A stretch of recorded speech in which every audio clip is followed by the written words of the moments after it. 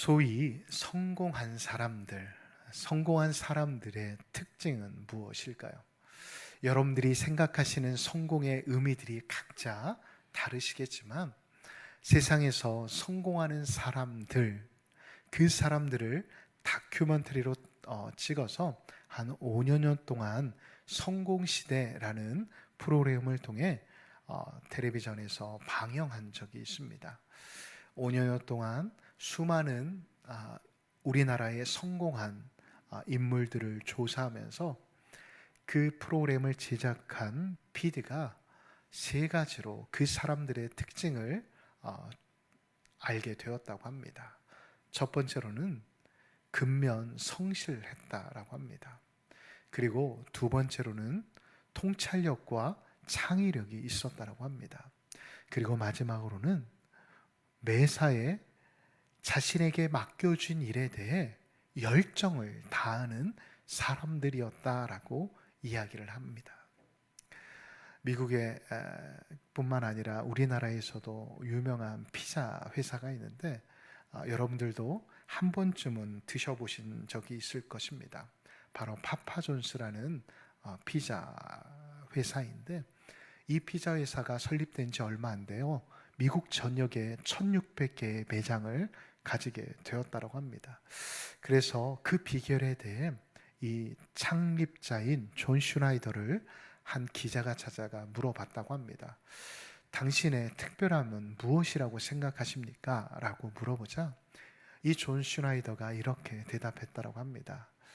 저는 피자와 함께 살고, 피자와 함께 자고, 피자와 함께 생활합니다. 다시 말해 피자 외에는 저는 다른 꿈도 다른 열정도 가지지 않습니다. 오로지 24시간 피자만을 생각하기에 지금의 세상 사람들이 말하는 성공의 자리에 있지 않나 생각이 되어졌다라고 이야기를 했다라고 합니다. 사랑하는 성도 여러분, 여러분들은 지금 여러분들의 나름대로의 성공을 위해 어떻게 노력하고 계십니까? 밤잠을 자고 계시진 않으십니까?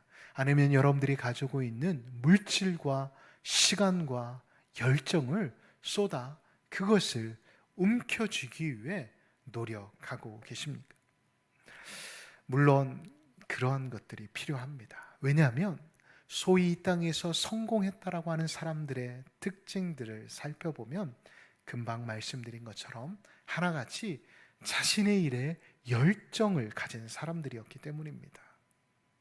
열정 말입니다. 그 열정이 있었기에 그는 그의 사업뿐만 아니라 그의 가문을 일으키고 또한 많은 사람들에게 선한 영향력을 끼치기도 합니다. 그런데 그 주변의 사람들의 이야기를 들어보십시오. 그 주변의 사람들은, 특별히 가족, 또 친지, 또 이웃들은 다는 아니지만 여러 가지 이유로 고통을 받습니다. 왜일까요? 그 사람이 그 일에 미쳤기 때문입니다.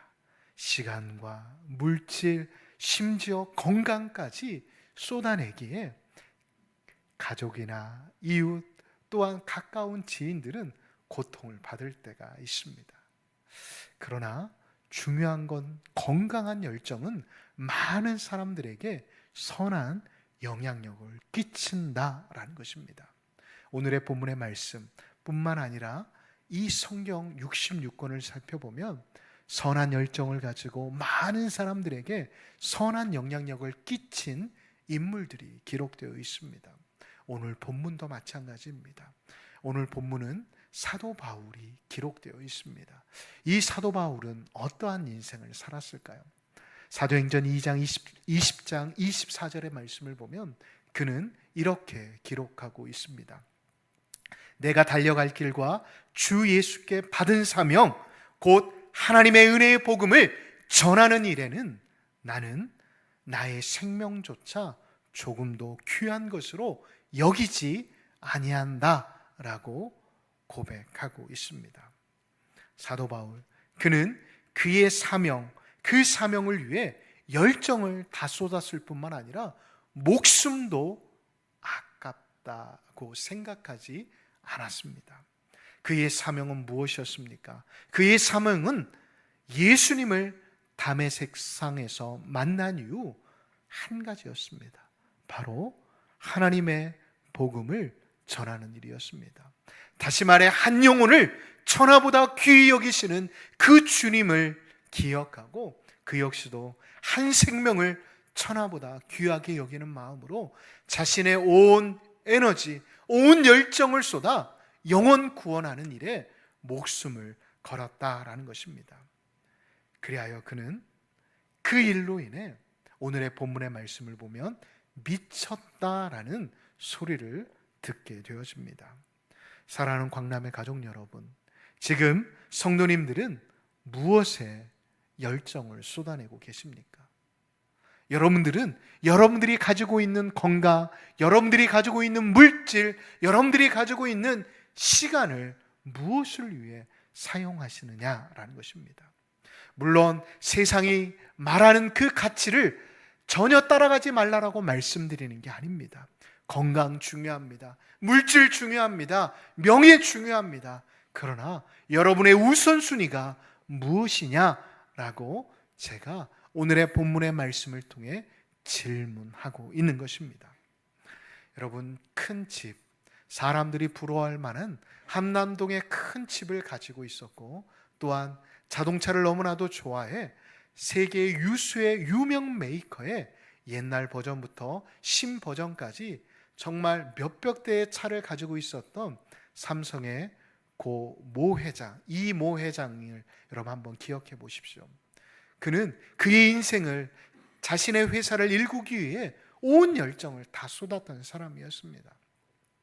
그러나 결국 그가 세상을 떠날 때 그의 손에 무엇을 쥐고 떠났습니까? 다 아시다시피 한 평, 1.5평에 해당하는 무덤 외에 그가 가지고 떠난 것은 아무것도 없었습니다. 뿐만 아닙니다. 패션계의 거장이라고 하는 이브생 로랑을 한번 생각해 보십시오.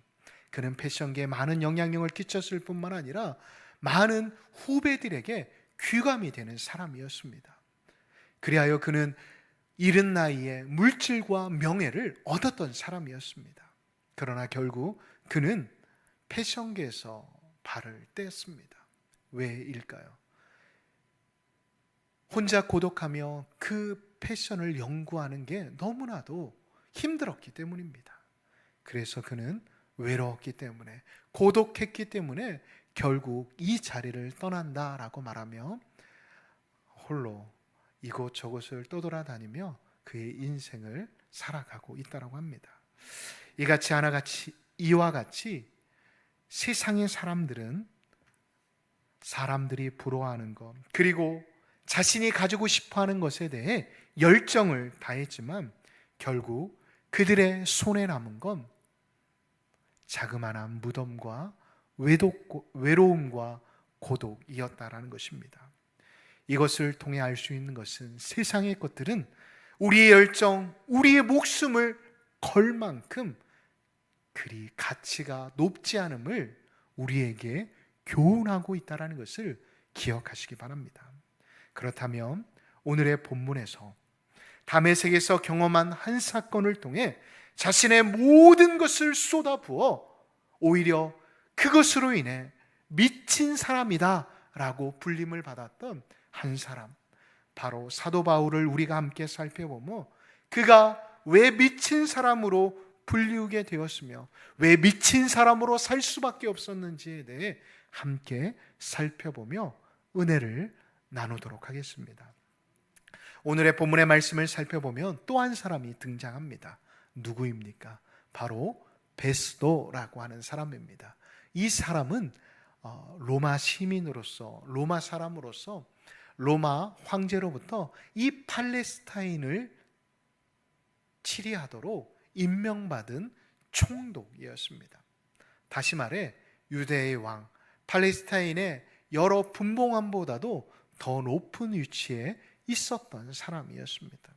그런데 그 역시도 이 팔레스타인에 대해 많은 소문을, 많은 지식을 알고 이 팔레스타인의 총독으로 왔을 것입니다. 그런데 그 역시도 이 팔레스타인의 수많은 지역 중에 이 유대 땅을, 유대 사람의 마음에 환심을 사지 못한다라고 한다면 자신의 통치 기간이 편치 못할 것을 알았기에 25장 1절의 말씀을 보면 그는 부임한 지 3일 만에 예루살렘에 올라갔음을 우리는 성경을 통해 살펴볼 수가 있습니다. 다시 말해 가이사랴 총독의 사저가 있는 그 가이사랴에 하루만 묵고 그는 이틀 길을 걸러 예루살렘으로 올라갔습니다. 그런데 문제가 무엇입니까? 그가 예루살렘에 올라가 처음 해결해야 할 사건이 바로 사도 바울을 재판, 신문하는 일이었습니다. 여러분 한번 생각해 보십시오. 이 사도 바울, 그리 특별히 죄를 지은 것도 없는 것 같은데 단지 유대인의 리더, 제사장들과 또한 종교 지도자들에게 미움을 산 죄목으로 왔다라는 것 말고는 특별히 그에게 문제점을 찾을 수가 없었습니다. 그런다라고 해서 이 사람을 죄를 물어 심판을 한다라고 한다면 양심의 가책이 느껴지고 또한 죄를 묻지 않고 풀어준다라고 한다면 유대인들의 환심을 사는 것이 힘들 것 같다라는 생각에 많은 고심을 하게 됩니다.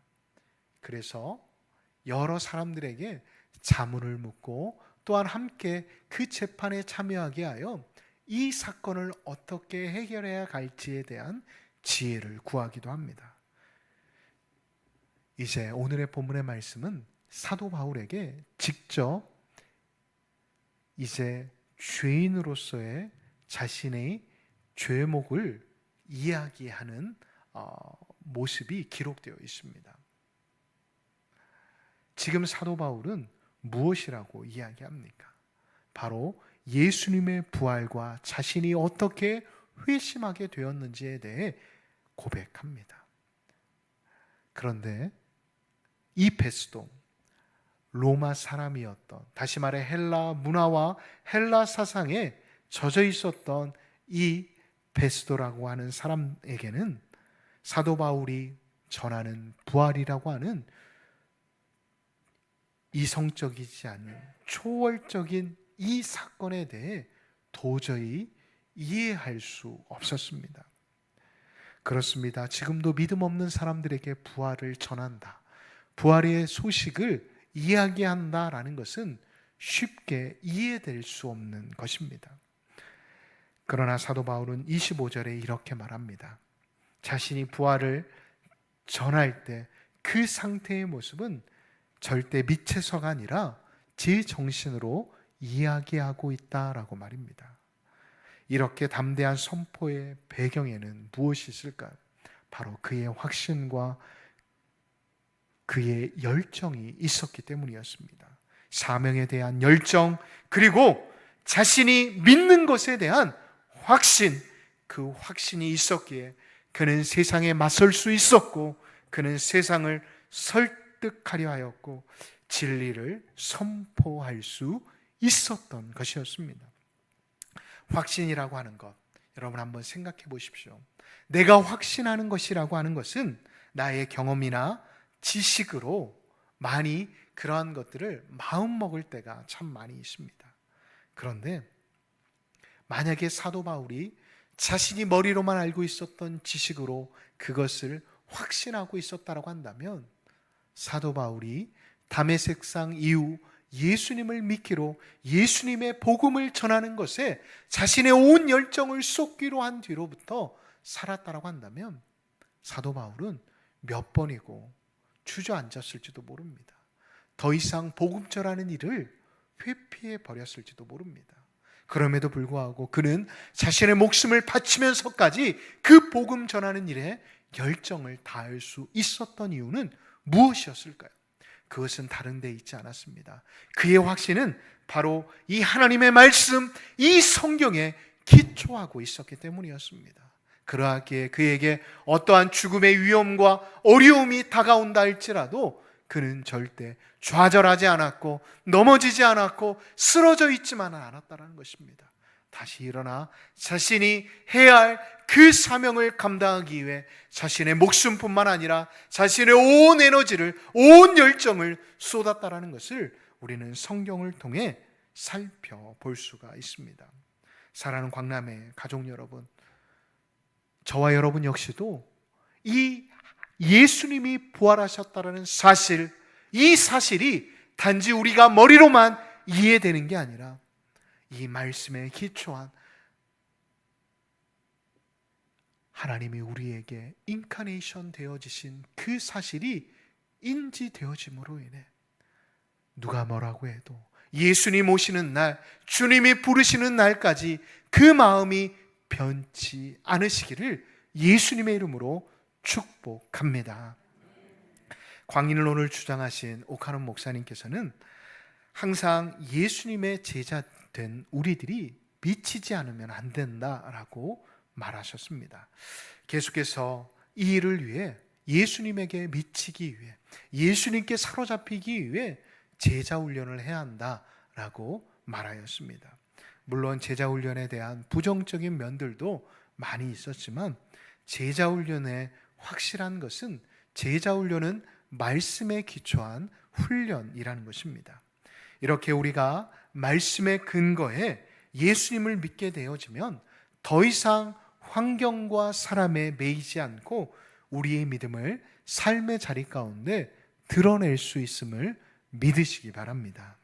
말씀 위에 우리가 예수님을 믿게 되어질 때 우리는 더 이상 흔들리지 않는 믿음을 가질 수 있다라는 것입니다. 저는 우리 온 광남의 가족들이 이 말씀 위에 예수님을 믿게 되어짐으로 인해 더 이상 환경과 사람을 의식하지 않는 하나님의 사람, 믿음의 사람들이 되시기를 예수님의 이름으로 축복합니다.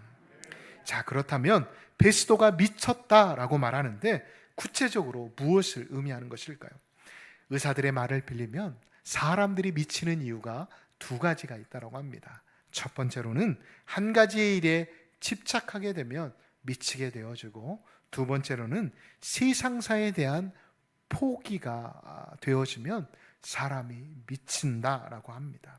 일사전념, 이것이 바로 미친 사람들의 특징입니다. 심리학자 역시도 이렇게 말합니다. 우리 인간은 보통 어떠한 한 가지에 미치지 않으면 살아갈 수 없다라고 합니다. 10대에는 사랑에 미치고, 20대에는 일과 야망에 미치고, 30대에는 사업과 일에 미치고, 40대에는 소유와 정욕에 미치고, 50대는 권세에 미치고, 60대에는 명예에 미쳐야만 사람들이 살아갈 수 있다라고 심리학자들이 이야기를 합니다. 사랑하는 성도 여러분, 어차피 미쳐야 한다고 한다면 여러분들은 무엇에 미치시겠습니까? 저는 우리 광남의 모든 가족들이 이왕에 미친다라고 한다면 사도 바울과 같이 예수님의 미친 하나님의 사람들이 되시기를 다시 한번 예수님의 이름으로 축복합니다. 그러한 삶, 다시 말해 예수님에게 미친 삶은 어떠한 삶일까요? 빌립보서 3장 7절과 8절의 말씀을 우리 다 같이 한번 읽도록 하겠습니다. 빌립보서 3장 7절과 8절의 말씀입니다. 그러나 무엇이든지 내게 유익하다는 것을 내가 그리스도를 위하여 다 해로 여길 그리스도를 아는 지식이 가장 고상하기 때문이라. 내가 그를 위하여 모든 것을 잃어버리고 배설물로 여김은 그리스도를, 9절 상반절까지의 말씀을 살펴보면 그 안에 발견되게 하려 함이니라고 기록이 되어 있습니다. 오늘 사도 바울의 이 결단이 저는 우리 광남의 가족들에게도 요구되어지고 있다라고 생각이 되어집니다. 우리 교회도 마찬가지입니다. 예수 그리스도인의 모든 것들이 배설물로 여겨질 수 있는 은혜 말입니다. 그렇다면 왜 우리가 또 다른 본문인 고린도후서의 말씀과 같이 우리가 만일 미쳤어도 하나님을 위해서만 미쳐야만 하는 것일까요? 고린도후서 5장 15절의 말씀을 보면 저가 모든 사람을 대신하여 죽으셨기 때문이다 라고 설명하고 있습니다. 주님은 저와 여러분들을 위해 자신의 목숨을 버리시면서까지 사랑해 주셨습니다. 다시 말해 물 한 방울 피 한 방울 남기지 않으시고 그 십자가상에서 돌아가심으로 인해 결국 하나님의 사랑을 완성시키셨다라는 것입니다. 여러분, 창조주 하나님께서 저와 여러분들을 사랑하신다라는 그 사실만큼 놀랍고 큰 은혜가 어디에 있겠습니까?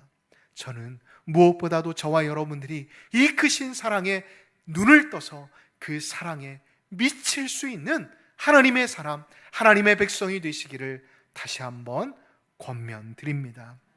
이 사실을 깨달은 초대교회 많은 성도들은 그라에게 자신의 목숨을 아깝지 않게 버렸습니다.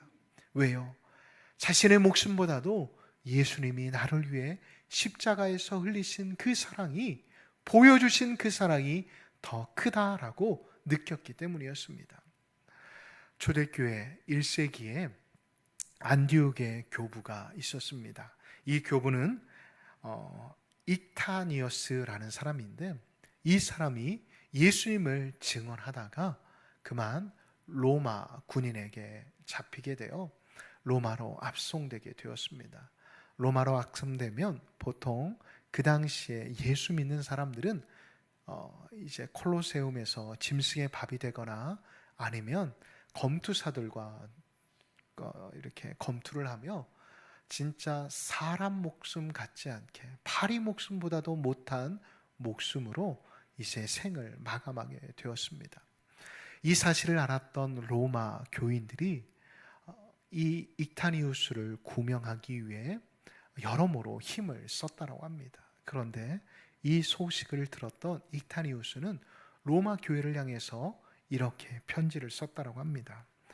사랑하는 로마 교인 여러분, 나를 위해 타협하지 마십시오.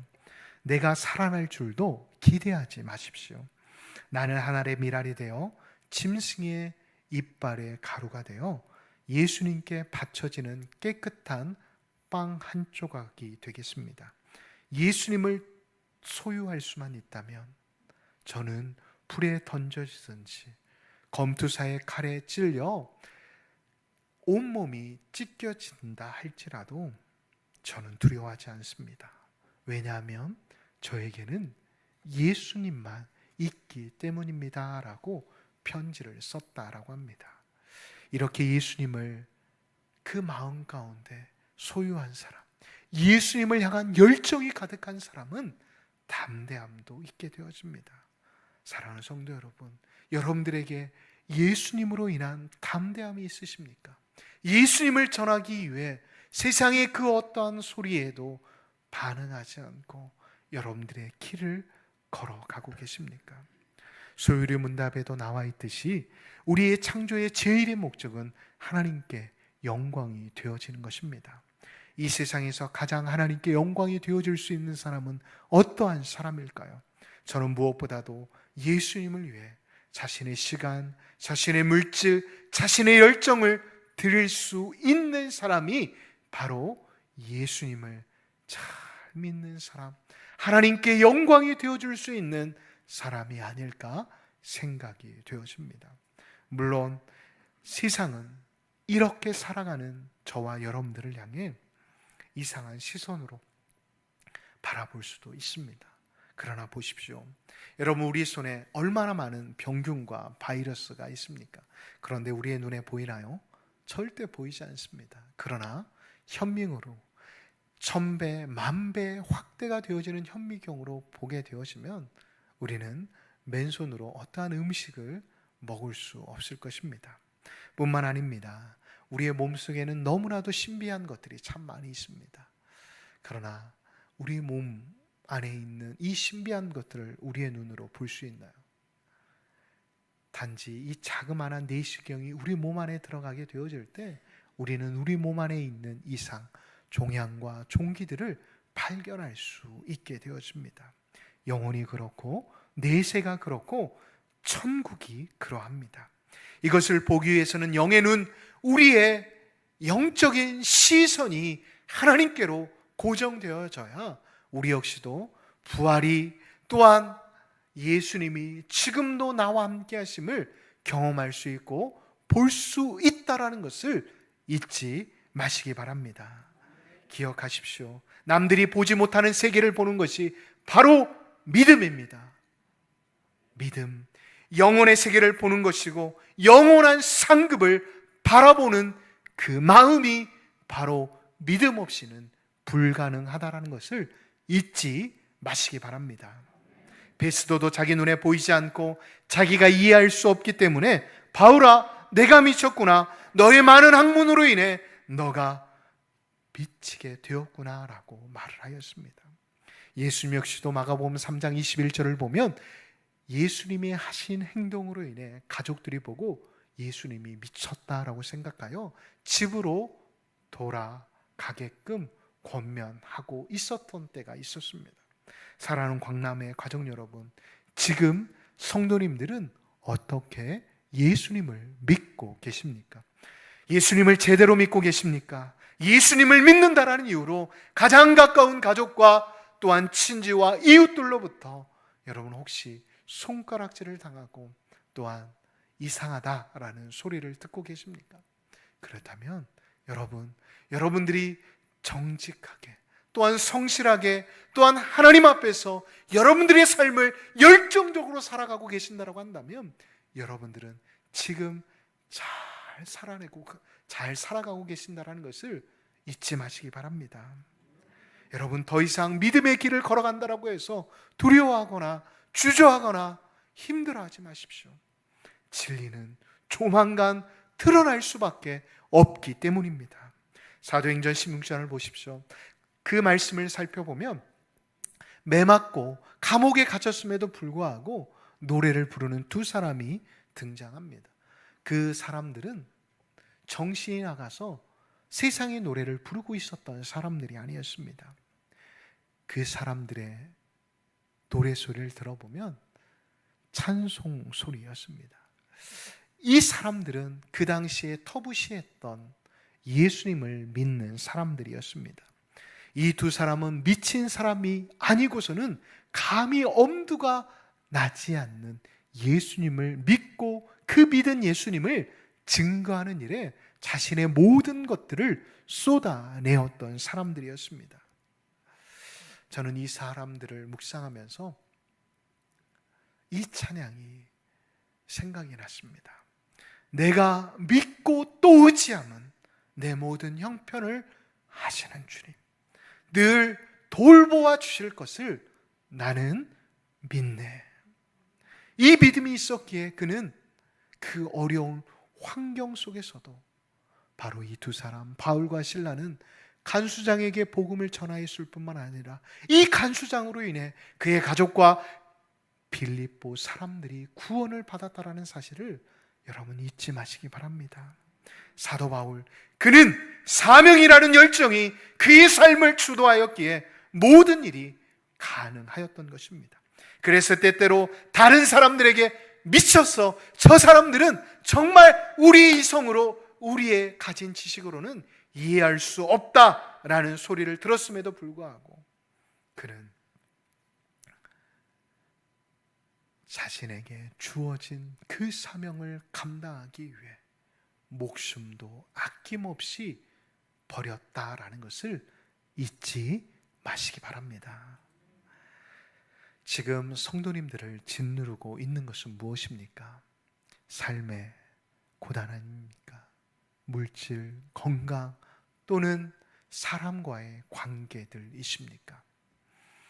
저는 무엇보다도 그러한 것들은 예수님께 던져놓으시고 하나님이 여러분 한 사람 한 사람에게 주셨던 예수님의 첫사랑, 그 첫사랑을 회복하시고 또한 여러분 각자에게 주신 그 복음 전하는 사명을 다시금 회복하실 수 있으시기를 예수님의 이름으로 축복합니다.